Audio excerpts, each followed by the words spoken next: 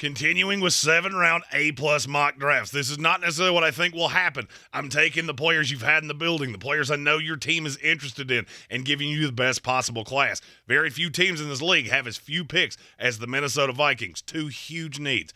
To me, I feel like you've got to come away from this draft with another receiver, and it would be nice to add another corner. I'm going to take care of all those with just the 5 picks you have. I am Mullet, Mel, Flostra, Dumbass, whatever you want to call me, ESPN draft nerd Jeremy Green, and this is the Minnesota Vikings A-plus 7-round mock draft from thesportsocracy.com. You start at pick 23. Deonte Banks, a couple other corners, guys I would be interested in. However, I think receiver is a bigger need. You already have young guys. You added Byron Murphy in the offseason. I feel like you have guys you can start with between Andrew Booth and a Caleb Evans. Am I telling you he's going to be great? No, because these guys are really young. I feel like you've already added a veteran.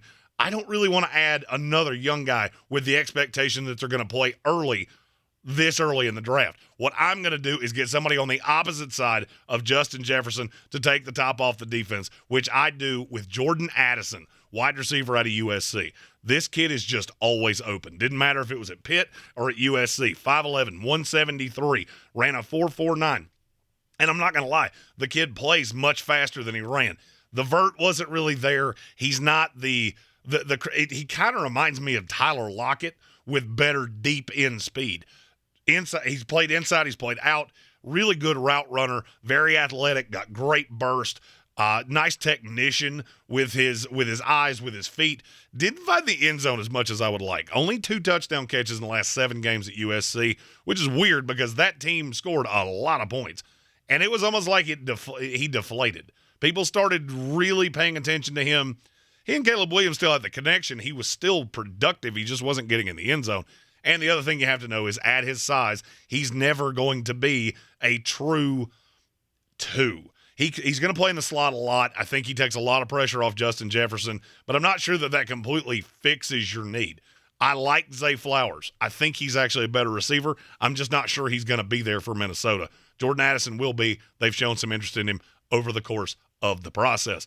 Next pick, in round 3, number 87, Carl Brooks, defensive tackle out of Bowling Green. This is a guy that I have realized how high on him based on how many teams I have put him with. Didn't get invited to the combine, which still makes absolutely no sense to me.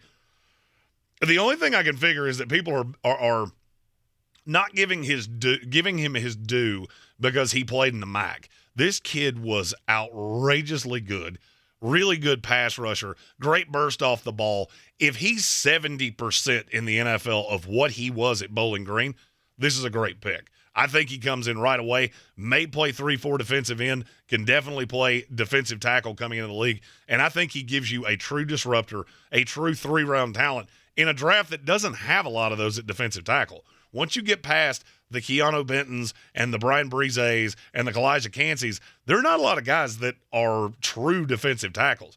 They're run stuffers. They're guys that really give you something in the passing game. I feel like Carl Brooks is one of the only ones that you can get this late that do that. You get them here. You get him here at number 87. 119 in the 4th round. Add the more veteran corner. Look, I know he's a rookie, so but this is a kid that's played a lot. I've seen a lot of good tape. 5'11", $178, redshirt senior out of USC, Mekhi Blackman. 4.47 at the combine.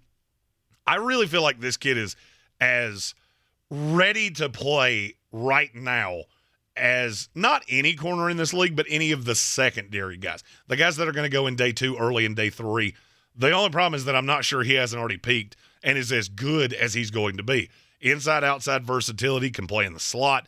I really like the body frame. I think he's a very modern-day NFL corner. He's a little thin, but he plays hyper-aggressive.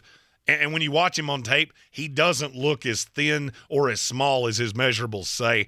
I really like this kid. Going to have to get a little more fluid. You're definitely going to have some physical limitations, and that's why I say he might be capped. What I'm seeing now and the way he plays, he may not get any better, but he can contribute to you right away, which is the exact opposite of what I'm going to say about your 5th-round pick, number 158 overall, Isaiah Land, edge rusher out of Florida A&M. I don't know that there's a player I disagree more with the industry on than Isaiah Land. And I understand. Look, he played at Florida A&M, lower level of competition. I think this kid can come in and rush the passer right now. Is he ever going to hold up against the run? I don't know. I think he can. But you look at the numbers on this kid, and they're outrageous. Had 19 sacks in 2021, 25 and a half tackles for loss. Really fluid, moves really well. I guess the only knock on him is that he was playing against competition that wasn't even in his class. And I'm afraid that you're going to see more kids like this transfer to bigger schools because kids like him just get punished. He came back to Florida A&M as the best defensive player in FCS football. And instead of transferring to a bigger program to show what he could do, he stuck with his guys, played out the year, and now I feel like he's being punished for it. A smart team is going to pick him up, be able to use that pass rush right now, and Minnesota is that team here at number 158. Final pick in this mock, number 211, overall in the 6th round, Nash Jensen. I'm going to say offensive lineman, but he's done a whole lot of everything. At North Dakota State, he played tackle, guard, center, defensive tackle, tight end, and fullback, and was a high-level basketball player in high school. There are not many guys that are 6'3", 327 pounds that can move like this guy or built like this guy. He's not straight line fast, only ran a 5.25 at his pro day. But I feel like he's that Swiss Army knife on your offensive line, can come in as a 6th offensive lineman. Hell, you can line him up at fullback in goal line situations. He's just a blue-collar football player. He's from Minnesota originally, and I feel like the local scouts probably have a really good eye on this kid. They've already had him in the building for a private top 30 visit. Makes me think that Minnesota's either going to prioritize taking him late in this draft or as a priority undrafted free agent. And I can't tell you what position he's going to play. He's kind of a jack of all trades, master of none, but I can tell you he has a role in this league somewhere. If you like these picks, if you hate these picks, if you just want to call me a big mulleted dipshit, feel free to do that in the comments of this video. We will be putting out my projection, my final 7-round mock for how the entire draft goes. Pick by pick, Instagram shorts, reels, TikToks, all those things. They'll be coming out one by one over the course of the next 5 days leading up to our live coverage of every pick. Me, Tank Spencer, Football Farley, Brian Haynes, HWA, all of us will be here. We're covering every pick live. We're telling you everything you need to know. We did the work, so you don't have to. Join us live on draft night right here in the Sportsocracy.